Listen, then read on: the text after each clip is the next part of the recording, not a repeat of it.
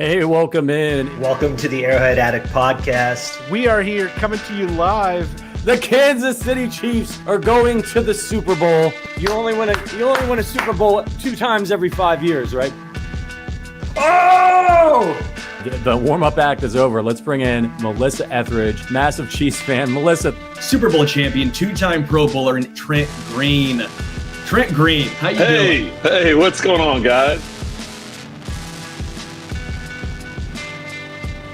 And he picked it up! He picked it up! He's gonna score!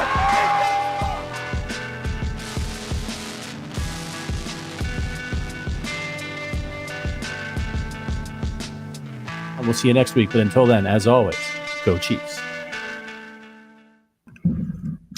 Welcome into the Intangibles podcast, brought to you by Arrowhead Addict.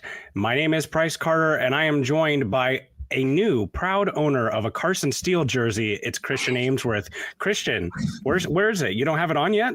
Yeah, no, it's shipped. It's going to be a little bit. They're kind of on back order after that preseason game. But yeah, dude, what a monster game for him, dude.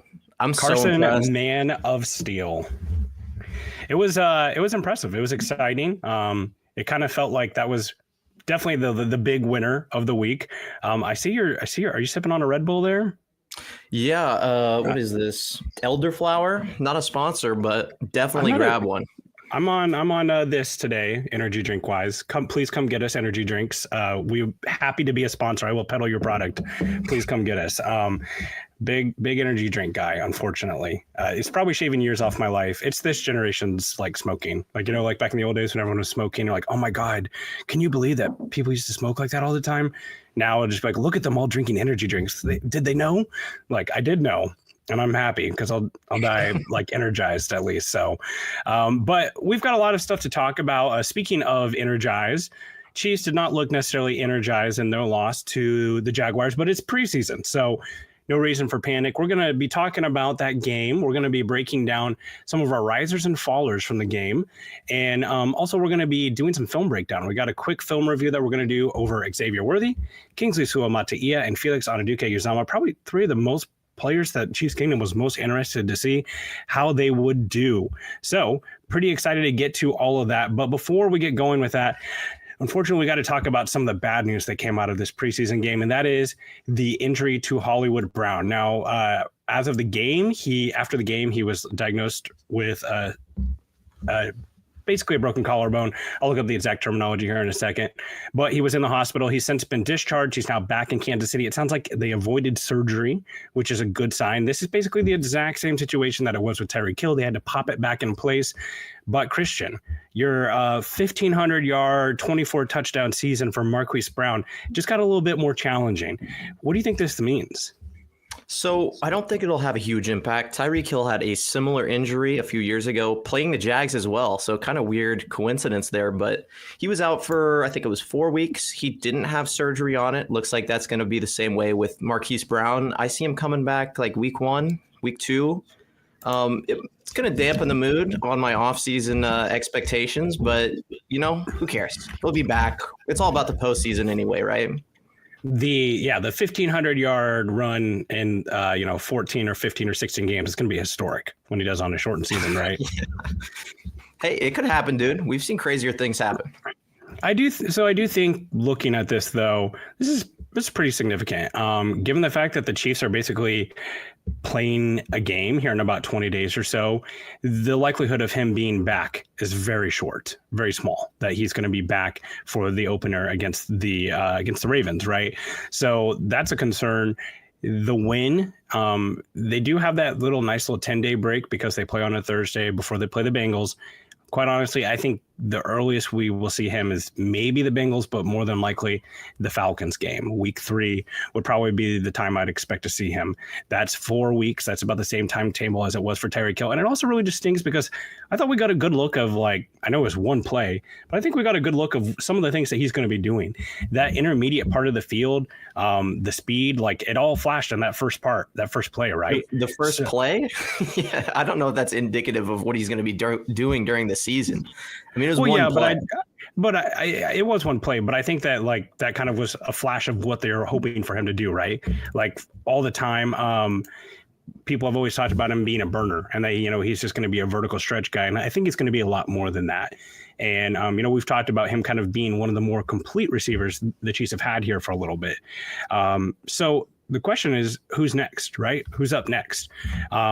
I think the most obvious answer is probably Xavier Worthy, who we're going to get to here in a little bit.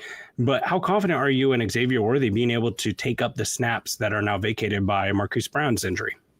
Well, I don't know if it's just going to be one person. That's kind of the thing. So the Chiefs have been like a wide receiver by committee now for a few years. That committee has been absolutely horrible. So we can't say it's worked out for them. But like Marquise Brown's role in this offense was really going to be, like you said, attacking the middle of the field, stretching the field at some points, but playing out of the X spot. So X is usually on the line. That's the wide receiver that's on the line. He's getting pressed most of the time. I don't know if Worthy can do that yet. We saw him struggle with that, in practices. Again, practices are, completely different than in-game situations. But, like, I don't feel like you're maximizing his potential when you do that. I would probably put, like, either Justin Ross or Watson in there at the X, kind of take up some of those spots. And then anytime you want to stretch the field, like, I hate to say it, but Sky Moore, Xavier Worthy, those are going to be your guys. That's what we're down to, Price. Who else are we going to throw out there? Well, a couple of things there. First off, I think the thing that's probably the most significant about the Brown injury is that was the most obvious immediate improvement to the receiver room that happened from one year to the next, right? Yeah. What's the difference between this wide receiver room last year? It's that you took MVS and replaced him with Hollywood. That gets a lot scarier now because that was supposed to be an instant and obvious upgrade, and now that doesn't exist. Now, a couple things I'll throw out here. A lot of people are probably like, don't want to hear this, especially because it's MVS. But there's a good chance that both Juju Smith-Schuster and MVS could be available this here in a couple of days when the roster cutdowns have. Would you be interested in either one of those guys coming back to Kansas City? I'm sure there are a lot of people that are going to be available. Deshaun Jackson, Randy Moss might be available as well. Their time in KC is past. Like I cannot, if he can't make the Bills wide receiver room or even improve the Chiefs wide receiver room from last year, like MVS is kind of non-plus. What's he going to do? Take snaps away for some of the lower guys? I mean, it could be the difference between him and like Nico Remigio, who a lot of people are super high on. Could be him or Kadarius Toney at the end of the roster that's fighting for a roster spot. I know that not everybody's still on Kadarius Toney, but like you have to at least say he has more upside than MVS. And I would say the same thing about Juju Smith-Schuster. But don't you think we're kind of doing the Family Guy mystery box bit? Like a boat is a boat, but a mystery box could be anything. We've seen MVS and Juju Smith-Schuster in the last year or two be real NFL caliber receivers making plays in big moments for the Chiefs in Super Bowls and playoff games versus like Nico Remigio. We love the idea of Nico Remigio, but like we love the idea of him in the second and third quarter of preseason games, and we like the special teams ability. I have no loyalty to Sky Moore or Kadarius Toney. Like my whole goal for this whole offseason has been make this wide receiver room Sky Moore and Kadarius Toney proof to where you don't need anything from them. And if that means they're not on the roster, it means they're not on the roster. I think I'd probably have more interest in MVS than I would Juju, because I think what Juju does right now, they have on the roster with Rashee Rice and with Travis Kelce, mainly power slot. But I also think the redundancy of MVS, I don't know. Well, he run out of the X a lot, and he is a good run blocker for a wide receiver. But I'm just not sure. I think the good news here is that if the Chiefs did make either one of those moves, the cost would be very low. And you would think that they wouldn't let that block some of their developmental guys, right? Like you're not taking away snaps from Rashee Rice or Xavier Worthy. Quite frankly, I don't think that this happens, but I do think it's a possibility, especially if, let's say, they go out next week and Rashee Rice gets suspended or Xavier Worthy tweaks something or Justin Watson gets hurt. Like all those things could happen. Then like we could really be in a situation where that makes a lot more sense.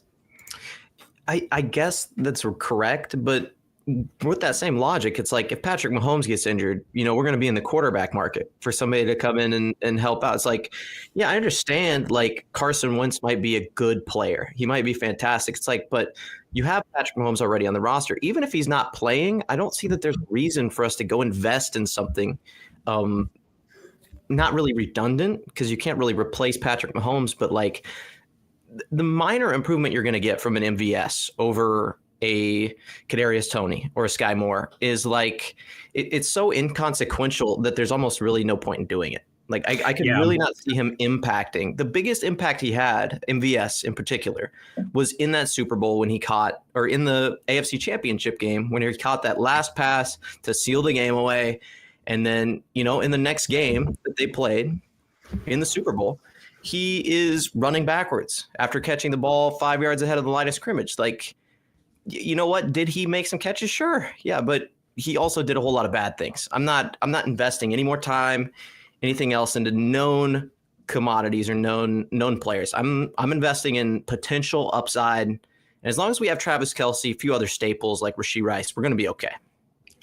I think you brought up a comment there, or a term there, that I think matters a lot, though, the investment, right? There was just a comment here in the chat that talked about, that like MVS was basically a net negative on the field all year last year. Part of that was because he's making $11 million.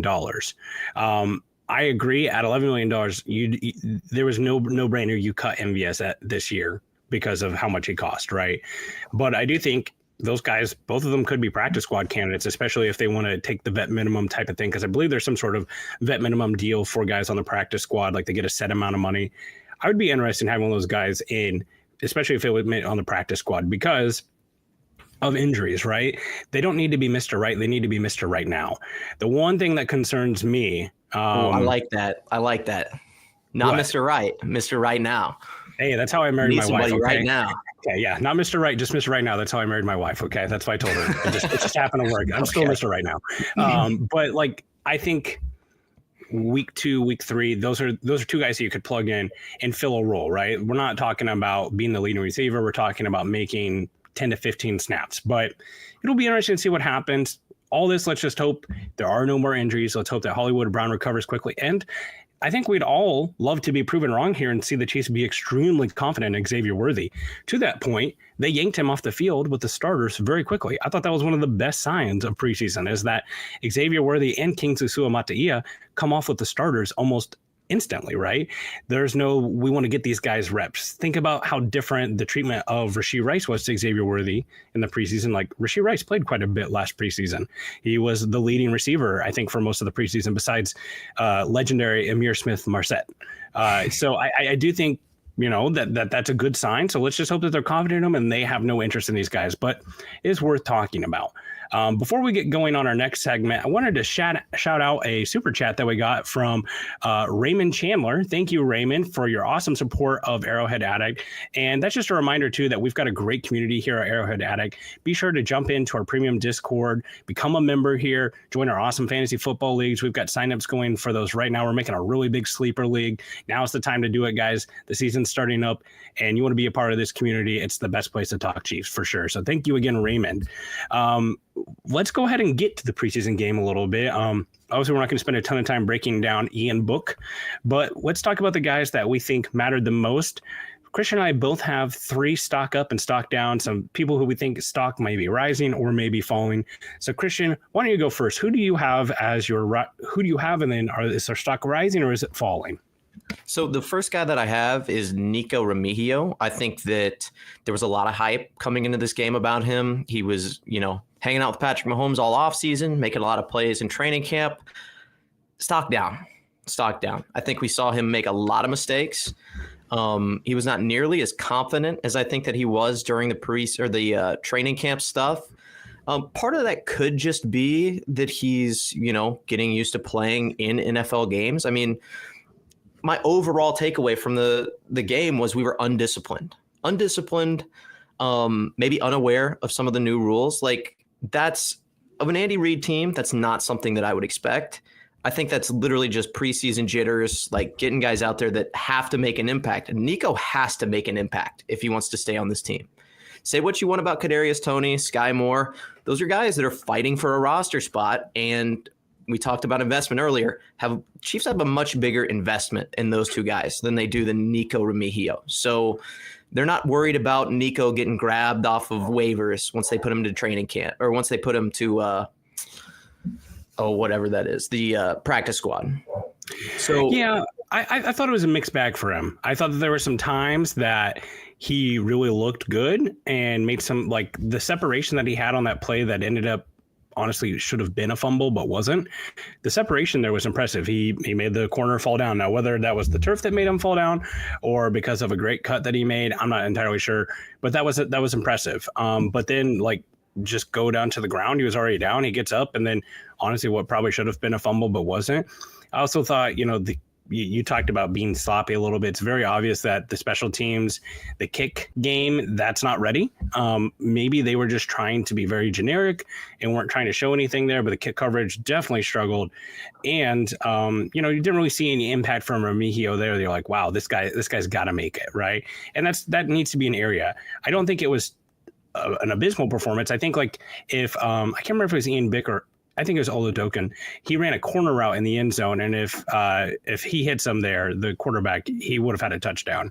He was open. So, but I do think he needed to have a solid day, a strong day, and I'm not sure that he had all of that. So it'll be interesting to see. Again, it's the type of thing we haven't seen Nico Remigio fail us yet in moments that matter.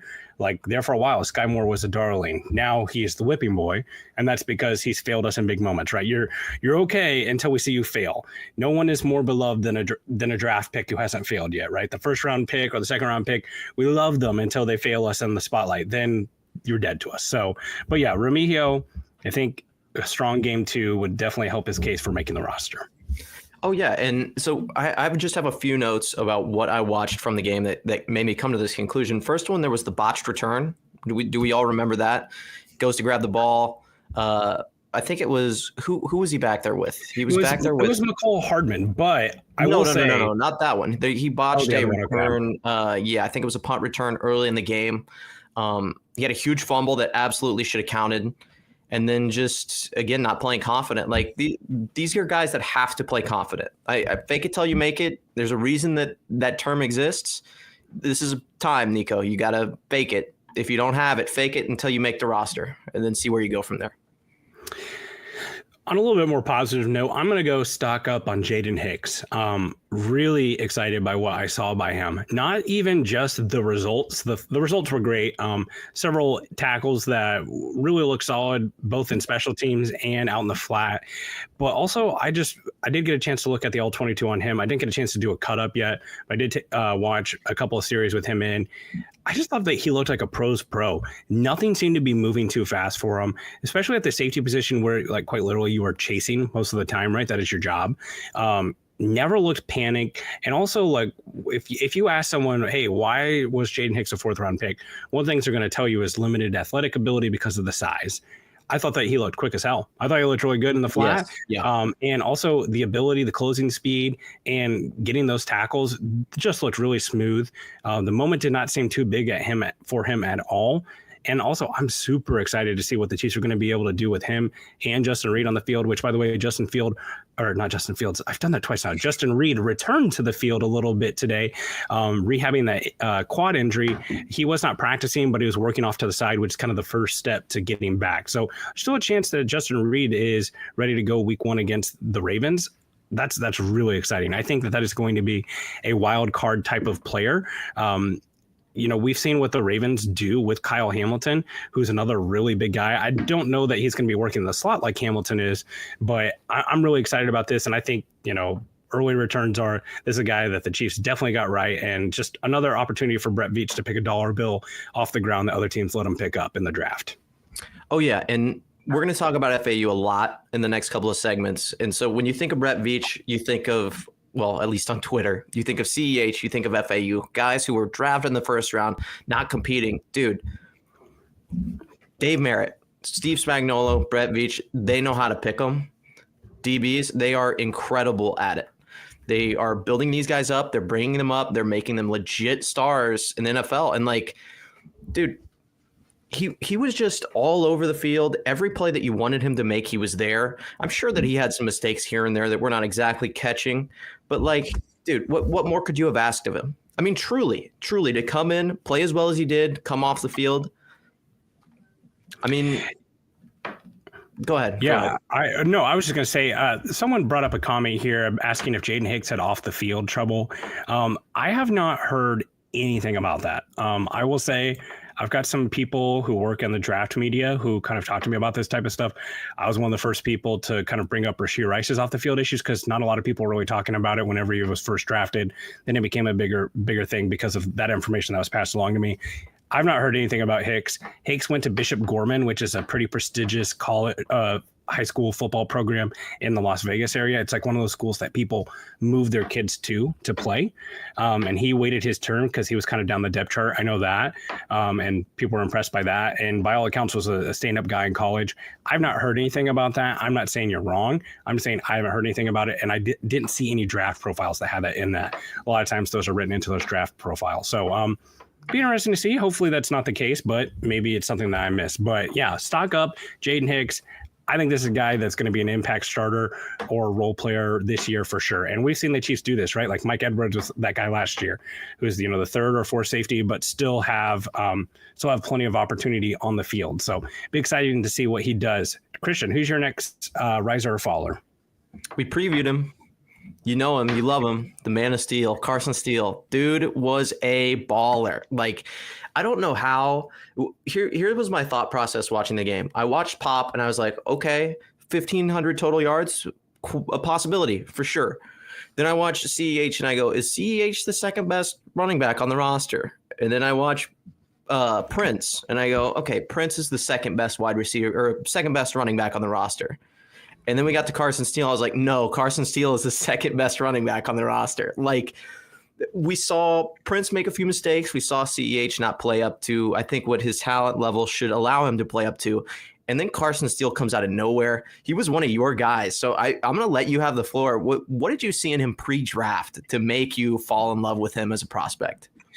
Honestly, it's just the productivity and the missed tackle numbers, right? If you go back and compare his numbers at Ball State to kind of like a player like Kareem Hunt, I don't think it's going to be Kareem Hunt, to be clear, but who also played in the MAC, the broken tackle numbers, those were the things that really stuck out. That's one of those things that especially the fantasy football community has been really good at finding in players, that missed tackle rate and stuff. Basically, like how often is this guy going to the ground on first contact was something that was really impressive for him. And then you look at that next level jump, right? He goes to UCLA, big jump up in competition, and the numbers were still there. They weren't quite as dramatic because he had a huge season at Ball State. And also the production in the receiving game, while it isn't substantial, it's not nothing. All that just, and the workload. And then like he's 21 years old, right? Always like that. Obviously like him to the point that like he was a UDFA. So it's not like my evaluation rocks more than the NFL or whatever.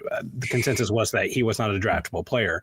But I will say that something that does stand out to me a little bit about this is, last week he kind of was already a buzz because he was listed at fullback on the roster. Everything that he did in the game this week was running back stuff. We didn't see him do any of the fullback stuff. There weren't any, like 2 back sets that I saw with him, not any pass pro reps from him that I saw. Most of it was just straight up running back stuff, which it's cool that he can do that. And I think he'll mix in. I would like to see some of the fullback stuff from him. Maybe we get a look at some of that next week, because I do think like, if you're considering him that fullback role, that's going to, put like Irv Smith's spot in jeopardy, because I think they were kind of using him in that H-back role some as well. I would like to see some of that from Carson Steele, because then I feel like his roster spot will be an absolute lock. But I never want to rule out the possibility that the Chiefs are just super loyal to some of these guys who've been a part of the run, like Clyde Edwards-Helaire. But yeah, like I agree. Like of the people that carried the ball the other night, besides Isaiah Pacheco, he looked the best. And I thought generic Prince looked all right. I thought that there were some good moments. I think there's some growth there for him. Before he kind of looked like a guy who was just running to a spot, and now he looks a little bit more like a guy running and reading what's happening in front of him. There was a pretty good run he had on a long third down that they were just trying to get back some yardage. But yes, Carson Steele, I also loved seeing short yardage, goal to go. We're going to give this guy the ball, and he's going to get in. And that was great. And also good sign there too. Hunter Norsad and CJ Hansen ran for that play as well. Probably, some future offensive line starters or role players. Another good sign there. So was excited to see that. He has a pet alligator. He's handsome. He's got long flowing hair. He looks like Fabio. What more do you want from the man besides a jersey, which is in the mail, right? I was going to say, dude, literally a Carson Steele jersey. Super, like first team, all name team. First of all, yes. Carson Steele, he's going to have an incredible nickname. If I had to bet $100 on whether or not he was going to make the roster, 100% yes. If we went like, is he going to see significant playing time? I might be a little bit more hesitant, but dude, he was just a baller. Like fullback, we haven't had a good fullback since Anthony Sherman. We haven't really used that like I-form set where you really run power and you get that short yardage. Like, dude, imagine him and Pacheco in the backfield in like a pistol look. And it's Patrick Mahomes or it's Kadarius Toney at quarterback. And it's like, hey, pick your poison, dude. You changed my dream a lot there. I was like, okay. Imagine Kadarius Toney in the backfield at quarterback. Okay, I'm out. Yeah. Now a nightmare. But as a piece, dude, as a chess piece, that's why Andy Reid is so great. He's like, Kadarius Toney, run a route? I don't know. But play quarterback for one play? I will say Kadarius Toney has a good arm. I will say Kadarius Toney does have a good arm. That was something that, like, he was a high school quarterback. He's got a good arm. Okay, so Carson Steele, stock up. I'm going to go to one, and I'll be interested to hear what you think about this since you did the film review on him for us today. FAU, I'm going stock down. I have my concerns. Keep in mind, I want to drape all this in the evaluation of this is what you get when you take edge rushers in the 30s, right? George Karlaftis and Felix Anudike-Uzomah are a great perspective of edge rushers drafted at that area. You've got one who's been a really productive, reliable, instant impact starter, and you've got another that was a redshirt and now is trending towards probably being a role player at best this year. This is very much how it goes, drafting edge players this late. Newsflash, edge rushers are really important, and the best ones go very early every year. So when you win Super Bowls, it's hard to find an impact edge rusher in the draft. It's also hard to pay them, right? They're very expensive. So this is just what the Chiefs are going to have to do. This isn't to say that like the pick is a bust or that he stinks or won't be good. But right now, I think if you had the hope of your starting edge players being George Karlaftis and FAU this year, that's not likely to be what's going to happen here. Some of the things that I saw, FAU was first off playing well into the third quarter, which I don't necessarily think is a terrible thing because I do think that he just needs reps and he got some of those. But I will say I saw him get washed out in the run game quite a bit, which has always been a concern for him. That's part of the limitation for him is like this guy's probably not a full 3-down player and to be a plus on the field. And then also like getting locked up by tight ends at times. With pass protection. Now, I will say some nice hustle for him. The get off does look better, which is good because it frankly couldn't have been much worse. But, you saw the speed around the edge sometimes, and I think he does have good hustle, which when you have Chris Jones, when you have George Karlaftis, Charles Omenihu, if he's your 5th or 6th guy, you feel really good about him. The problem is he's a first-round pick. This is year 2.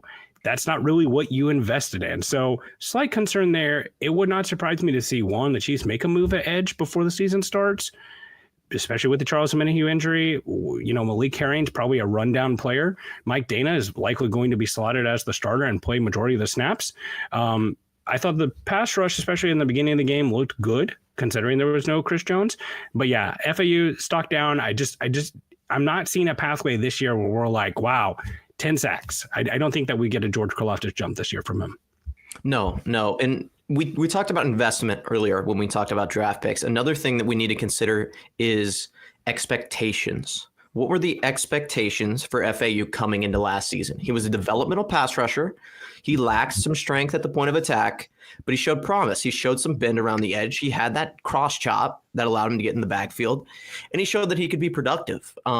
He had 4 sacks in a game while he was playing for Big 12 defense. Yeah, Big 12 defensive player of the year, right? Like this is a guy that's highly productive, but the system was very different. Yes, yeah, and I think, man, it really sucks for him because I think that if we were in a 3-4 and he got to play outside linebacker and got to really stand up, go like 7 tech all the way out past the tight end and just, basically have whatever he wanted. You can go fast along the outside. You can cut back in and use a power move.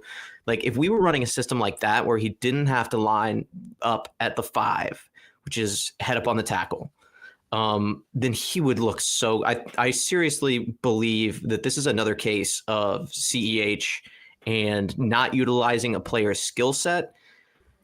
We're gonna look at a few plays. I have 2 queued up that we're gonna look for in our film analysis.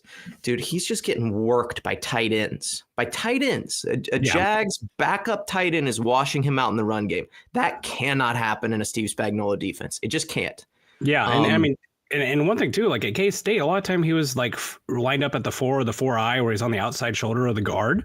That was part of the system there. And I mean, obviously that's just the difference in the size and the strength of the players, but where he was so productive over the guard. And the thought is, hey, get him out wide of the, on the outside of the tackle shoulder, and that speed's gonna flash even more instead of having to use more of a power skill set. So it'll be interesting. Definitely some room for growth.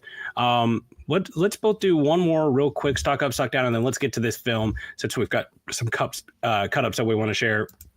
I'll go over Kingsley Suamataia since that's who my film review was over. Right now, we're going to go slight stock up. I didn't want to do hold because that's kind of lame, like buy, sell, hold. But stock up. I thought that he looked like a pro. I thought that the things that you were concerned about from some of the other players that have played left tackle for the Chiefs, I don't think those are going to be the things that are the weakness for him. The movement skills, the mirroring, the vertical set, I thought those all looked good. I thought he looked fluid for a guy who hadn't played left tackle for over a year since he was playing right tackle last year at BYU. I thought he looked good.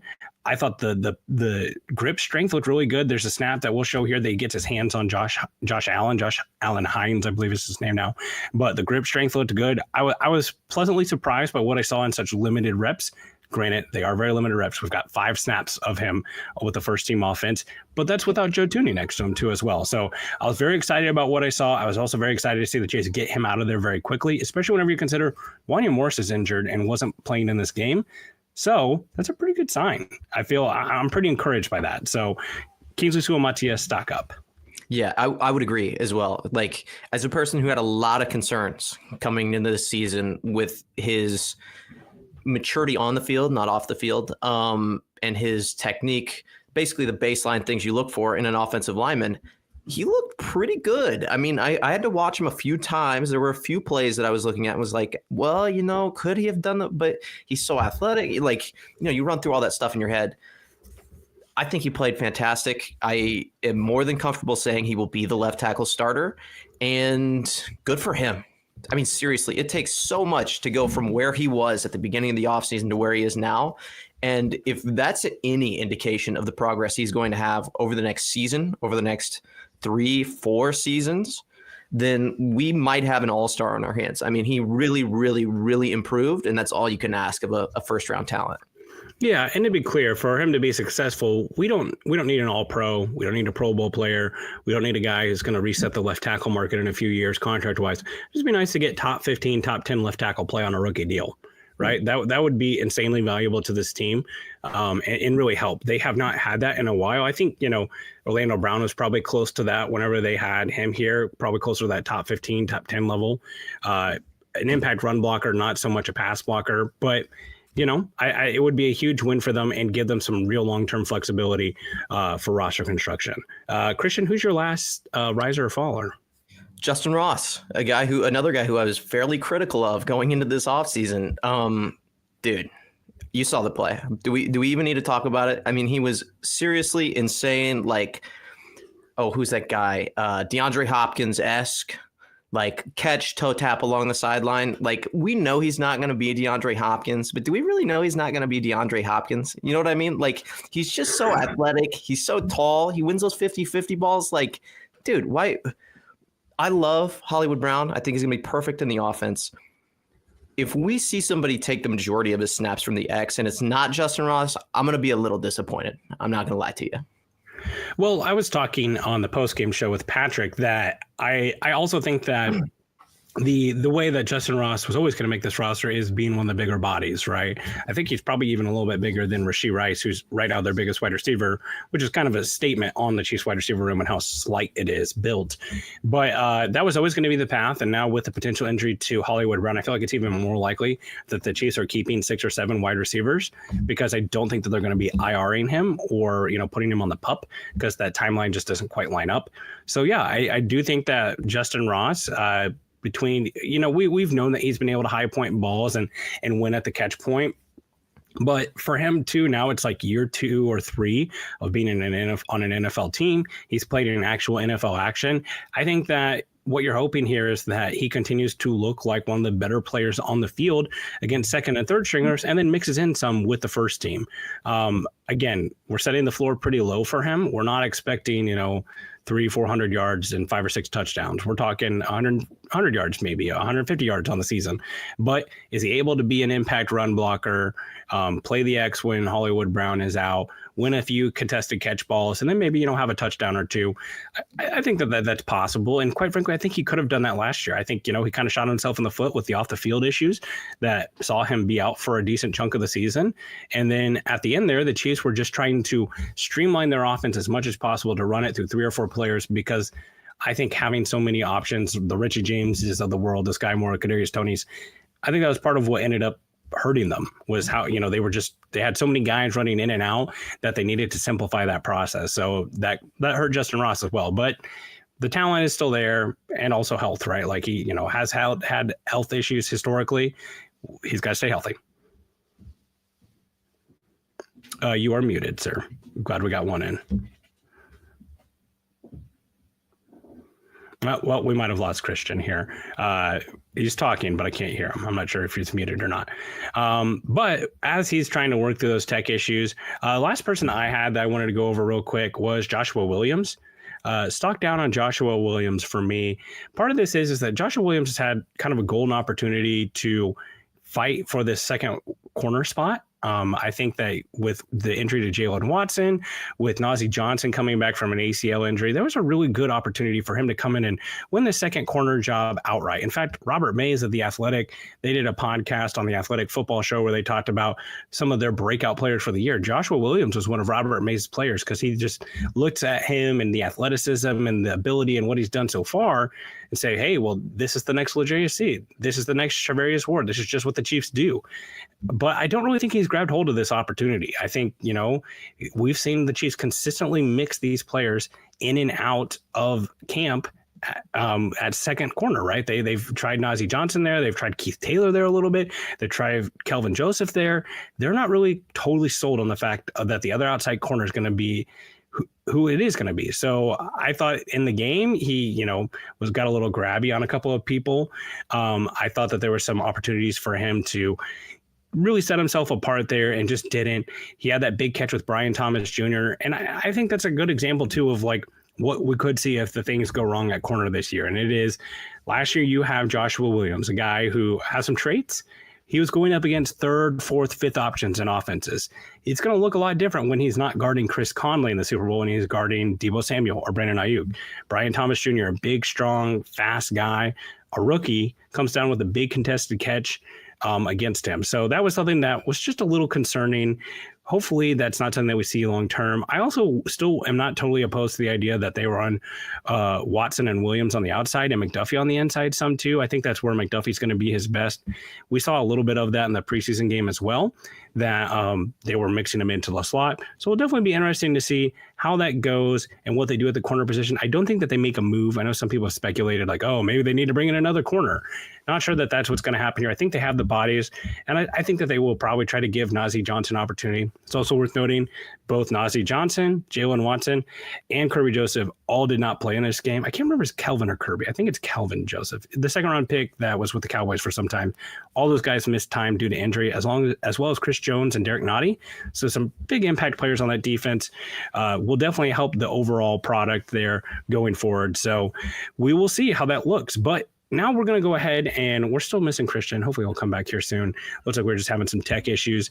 We're going to go ahead and go to our film review. So All 22 dropped the other day. Christian and I went ahead and took some time to go through this film. Christian has some clips of Xavier Worthy. We're going to wait and see if maybe throw an audible here to producer Richard. We're going to go to the Kinglsey Suamataia film here. Okay, cool. There it is. So first thing, very first, Kingsley gets 5 snaps here with the first team offense. Not a ton that we're going to be able to tell from 5 snaps. Just being realistic here, we're not going to be able to say, yes, this is the left tackle of the future, but some good things here. One of the things that was really nice about looking at Kingsley Suamataia is he's running up against Josh Allen, one of the best pass rushers in the league, 17.5 sacks for him last year. And we get a good look of Suamataia, who, by the way, never gets any help here. In all 5 of these clips, there's no chips. There's no, no H tight end or Y tight end next to him that's helping chipping. He's pretty much on an island for almost all of this. Christian, welcome back. Can we hear you? I hope so. Can you? Okay, cool. Yes, we can hear you. Cool. We went ahead and jumped to the film review. I'm going to go over this Kingsley Suamataia. So this first play here, that if we can go back, Richard, to the first play. So this is the first play is run action. And I think there's a good opportunity just to kind of get rid of some nerves for him. Again, he's working against a really good pass rusher in Josh Allen, but he does a nice job with his mirroring to protect, right? Like he's mirroring Josh Allen's moves. And you can see kind of while they are moving that pocket for him, still looks pretty good. Nice vertical set. I thought that was a good first rep to just kind of get him moving and get his feet wet as far as it goes. So next we go to the second play, and the second play is going to be his first true pass set. And I think this is probably his worst rep here. If you can see, he gets pretty lungy there. I think he tries to grab with his left arm. But when he gets grabby, he leans at there and he almost loses up the arc here. We'll see it right there. Yep. So there's where he's reaching. Mahomes still gets the ball up pretty quickly. That's one of the benefits that he's going to have, is he has a quarterback who gets rid of the ball quickly. But I think timing that up a little bit better would have helped. Obviously, Allen's predominantly a speed rusher, so that's like one of the issues. But even here, when he's losing, the speed and the foot speed and the mirroring ability, it still shows. And it looks a lot better if you lose when you have the athleticism to recover. And that's one of the things too, like Orlando Brown and some of the guys that we've had at left tackle, Donovan Smith, they haven't had the ability to recover like that. So I was encouraged by that. We'll go to the next play here. This is a run play here. This is probably the best run play they have. Mike Caliendo is going to pull here. Really nice pull from him. But one of the things I liked here about Suamataia, he stays engaged on this block here and kind of helps Pacheco hit that cutback lane. I don't think that there was something incredible here from Suamataia, but good to see him that he stays engaged and finishes up that block there. So that way that hole opens up. Good rep from him there. Runs on the field, finishes the play with Trey Smith. Good sign as well. And then shout out big Mike Caliendo. Also, keep in mind, this is with Mike Caliendo, not Joe Thuney next to him. So some encouraging signs there going forward. We'll go on to the next play here. This is his best pass set. This is third down. He's all alone. Or I'm sorry, this next one here, this one is another run play. Juwan Taylor gets washed out here. He really should have, finished this block. That's why this play gets blown up here. Again, nothing super monumental here from Kingsley. Would have liked to see him be able to finish on balance a little bit here. He's trying to finish that block and gets a little off balance there at the end. But again, nothing here that's super egregious or scary. Just kind of a neutral play. A lot of times we get caught up in, is every play going to be a win or a loss? This is just a neutral. We'll go to the next play here. Again, notice there is no tight ends on his side of the field. He's all on an island by himself. This is definitely his best rep of the day. He does a good job of staying vertical in his set, but when it comes time, he delivers the strike well and gets a solid shot on the edge rusher. This is not Josh Allen, by the way, so a little bit context there. But yeah, this looks really good. Again, looks fluid. I like what I see. Christian, what do you think? Yeah, like I said, dude, he has progressed so much. Like you would see some of his pass sets, and this last one is really indicative of how far he's come. Like you see him drop back into his pass set. He stays, he doesn't engage too quickly. He throws that jab right there, gets a hold of him, and remains contact throughout the rep. Like that's exactly what you're looking for in a pass set. And again, yeah, he does have the benefit of having Patrick Mahomes as his quarterback and getting rid of that ball quickly. That might not be good enough in some for some teams, but for the Chiefs, it's perfect. And I love where he's going. I love where he's headed. Just an absolute star, man. This gives me like a lot of hope, and I think reasonable hope that he can be a legit player in the NFL. Like he has the talent. We've seen it. We've seen that he can progress. Like this is exactly what you want to see. If you're a Kingsley Suamataia skeptic, or you really had questions about him, this confirmation, Andy Reid and Brett Veach know how to pick players. And something I was trying to highlight there. I got a little wordy there trying to narrate this. I had my evaluation on the other screen, but you're not seeing chips, right? You're not seeing chips from the running back. You're not seeing H or Y tight ends line up on his side. He's pretty much doing this all by himself. So really like what I saw here. Very encouraging. If this is where the start point is, you feel pretty encouraged by it. We'll definitely get a better look at him when he probably plays a full quarter next time. Hopefully he's got Joe Thuney next to him too, by getting that getting that veteran presence next to him, an all-pro left guard. But very excited about the footwork. I think that looks a lot better. This is a guy, remember, only 201 true pass sets last year at BYU because of the RPO scheme. No RPOs in this, right? This is all either true drop back or true run game, doing some gap and some power. So really excited about where this is for Kinglsey Suamataia. Great start point. And I did forget to mention, since I got a little flustered because Christian got off, don't ever leave me again, Christian. I got scared. But I'll do my best, buddy. We will do our best for those of us who are audio only. I realize that this is also an audio and a video medium. So if you are an audio only, I know we will do our best to try to narrate what is happening here. We will try to let you know formations and those type of things, and try to keep it engaging for you as well. But just a reminder, the best way to consume this product is through YouTube. Make sure you're following along, or you can watch in social media. You can watch on Facebook or Twitter, all those places. Maybe you want to listen to audio only, then follow up later with the clips, or you can head over to my timeline. You can see all the Kingsley Suamataia clips. The Arrowhead Addict account retweeted it as well. All right, Christian, let's get to Xavier Worthy. Yeah, so this first play that I have was the first real play that this is the first play of the entire game. So you see Xavier Worthy, he's in that right slot, so he's playing the Z. Z's typically will move pre-snap to get like a running start. You see Tyreek Hill do that a lot in the Dolphins. The Dolphins use that a lot, actually. But you see him, he moves towards the back of the line, or he goes towards the quarterback and then sprints back out. This is like an indicator type of play where you go, hey, is this guy manned up? Is he, what's the defense doing right here? So they do that. This is where we're going to see him play a majority of the time is going to be that Z roll. And this is where he really shows off his speed. So he sprints, looks like linebacker's manned up. It's actually the safety. He attacks the safety's leverage and goes right past him. I mean, they're playing a one high. So he kind of has a little bit of backup there. But if this is Patrick Mahomes and he learns to bend this route out, like that's a touchdown. That's 10 times out of 10. Patrick Mahomes is throwing that towards the numbers, just far enough that, Xavier Worthy is the only guy that can reach it. Like, watch him flip that DB's hips. Like, that's truly, when you're looking at film for wide receivers, you look to see if they can flip hips, attack their leverage, and then, create some separation. Like, that's it. The DB has to grab him to keep him from going past him. And something that I really like about this clip, too, this is the one snap with Hollywood Brown. They're running to basically the same area of the field. Watch the stress that it puts on the single high safety at that point, right? Because we've got one safety that's running stride for stride with Worthy, the other guy who's on the left hash. If you look at him, like, what's he supposed to do? You've got speed coming at when Hollywood Brown breaks in there. Is he supposed to break in and try to cover the quarter of the field that Hollywood Brown is running to, or does he have to stay on his heels in case Hollywood Brown turns that into a stretch route? So I really like both of those things. I think that this is a great first look. And again, you see speed when it's respected, it commands attention from the defense. Obviously, they're going to show an indicator if they're in man or zone. And this time, the corner that ran with Xavier Worthy actually blitzes from the slot.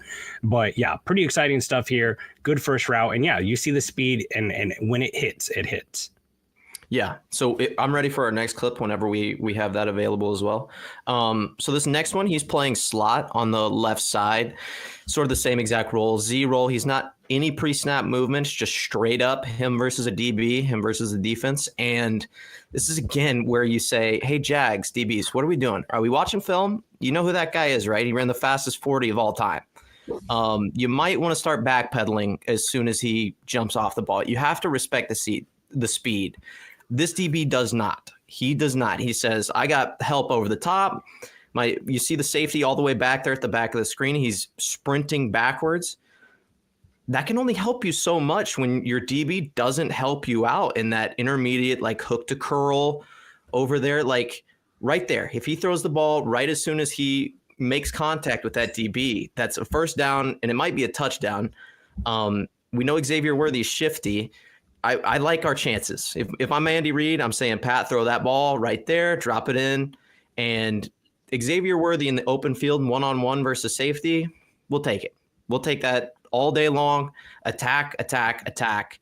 And this is without Hollywood Brown. This is like basically our second string wide receivers. There are a few guys in there that are going to get real reps, but like this is him. This is the defense is focused on stopping him. They're playing deep on that side of the field with the safety. They have 3 guys over there in zone. Like this is stop Xavier Worthy. It's a 1 rep. I'm counting it as a win. If I'm scouting him for the next game, like that's a win. He can win against zone. He can win against man. Just has to get the ball to him. Unfortunately, that offensive line, not exactly holding up under pressure. Who is that? Carson Wentz has to get the ball out really, really fast. I mean, starting O, that's probably a touchdown. Good sign. Yeah, the second team offensive line, it was an adventure quickly, for sure. Oh my God, dude. Watching that game, I watched that game a little bit late. I wasn't able to like actually, catch it while it was going. I was helping my buddy retile his floors.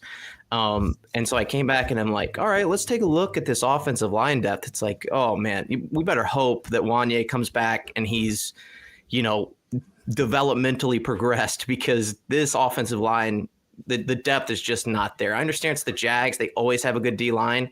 That's shaky. I was scared for Carson out there. Yeah, slight eyebrow raise to the fact that Hunter Norzad played exclusively guard, that Caliendo was the guy who's mixing in at center. I think that tells you probably where they think they are with Creed Humphrey and his extension, meaning they're pretty optimistic, because I think if they were planning on moving on from Creed, Norzad would be working a lot at center where he played predominantly in college. So interesting there. Good sign to see. I think, that tells you they're pretty optimistic about Creed Humphrey extension. Purely speculation, but just something that jumped out to me. Okay, cool. What do you have next for us, Christian? Next is the FAU stuff that I have. Okay. All right, so FAU straight up on this tight end at the bottom right of the the defensive line. You're going to see the struggles he has against power. He's going one-on-one with a tight end. That gap is his responsibility, and he gets washed down. I understand, when we're watching this, I also have another view straight up on the defensive line, so we can get that one as well. But like you see him over here, he's straight up with that tight end. We can't get washed down. Anytime you have backside responsibilities, we're in nickel. We've got Christensen and who is that? Is that that looks like. Who's that one from the Chargers, the linebacker we have, number 43? It's not Tranquil. No. Yeah, I don't think it's Tranquil. Got Deion Bush and Jaden Hicks on the field. I'm trying to remember who 48 is.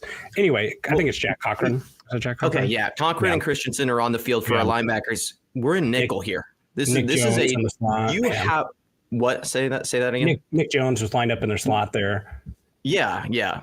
So when you have that look, we're in nickel. We're playing to prevent the pass. They run a run play. We have to be assignment sound. As defensive linemen, you have to be assignment sound.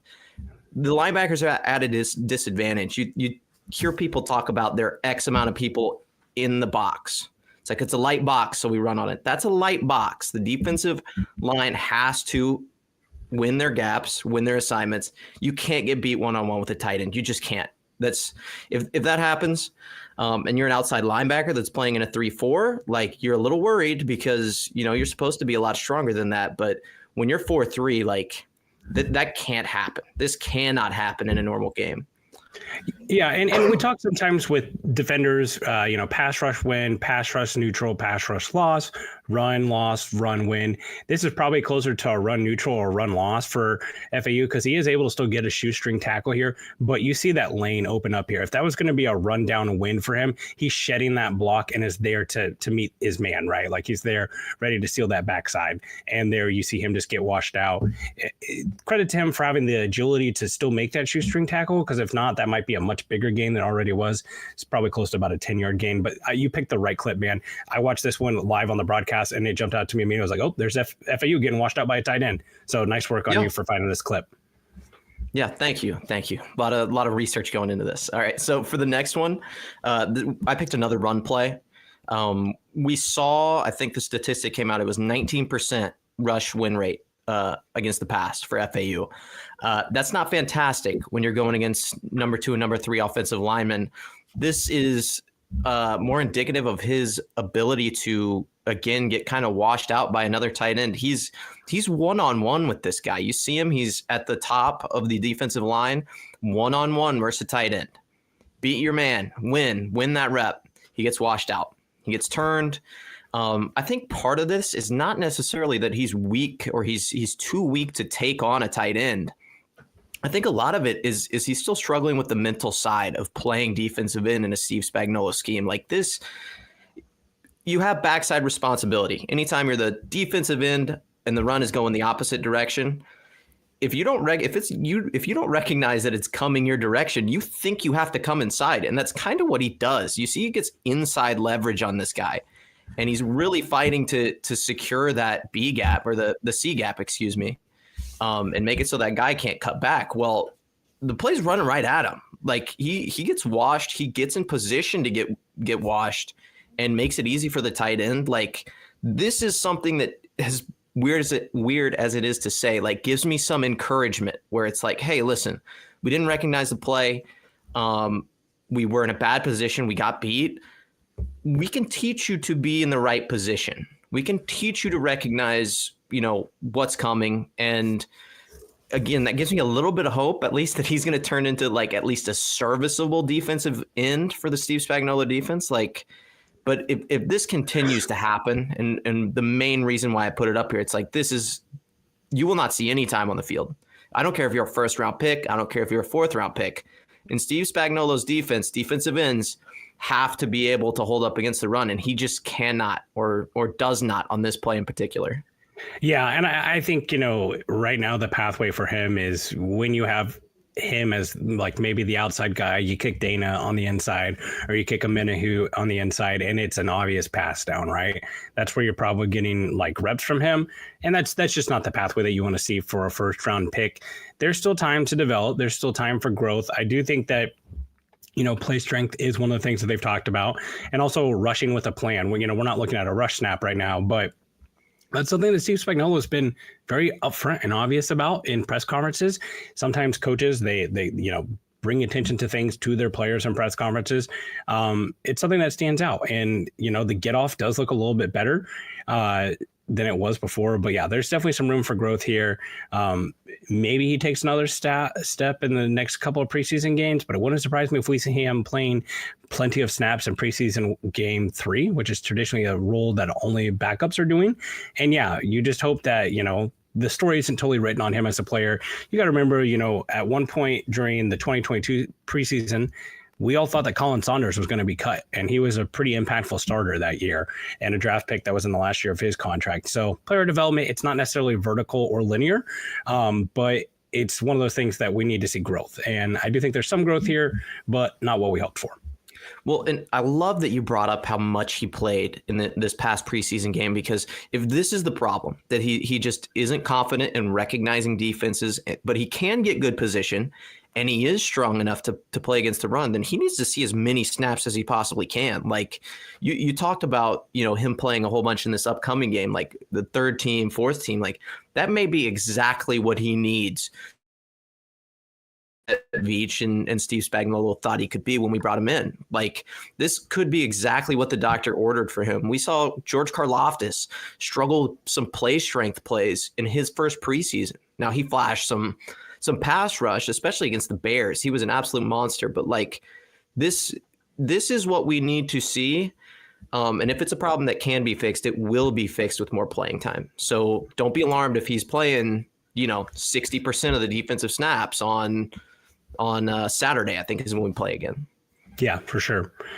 Awesome. Well, great work, Christian. Was that the last clip you had? Yeah, that was it. Awesome. Well, great work. I'm glad you found those clips. I'm glad we were able to kind of go over that. And we want to shout out Jalen Butler, who sent a $5 super chat and said, awesome to see live film breakdown on the AA podcast for the first time ever. Good news for you, Jalen. This is a goal that we have to be showing live film, hopefully almost every week during the regular season. Definitely going to be doing it through the draft season as we go through the prospects here. That's a big part of what our goal is here with the Intangibles.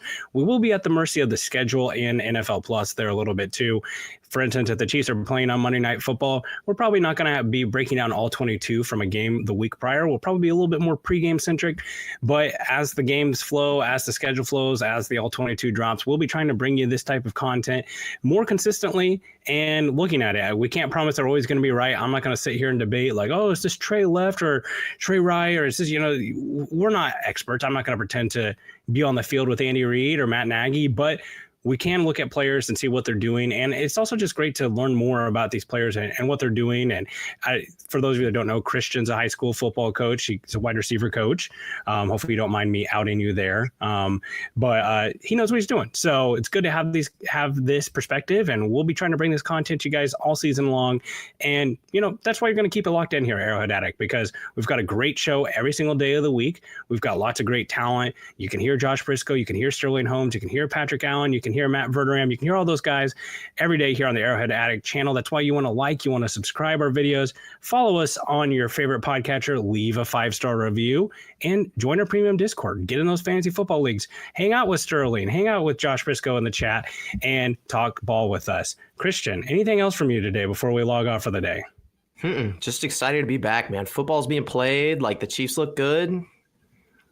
I'm just loving it, man. This is exactly the reason we started this podcast, was to enjoy football together. I'm enjoying it. I hope you are too. Absolutely. Well, as season ramp up, we'll hope you'll keep it locked in here. Thank you so much for joining us. Thank you to producer Richard, who always does an excellent job, especially with our film review. Super appreciative of the great work that he does. And as always, for the Intangibles, it is go Chiefs, and have a great rest of your Monday.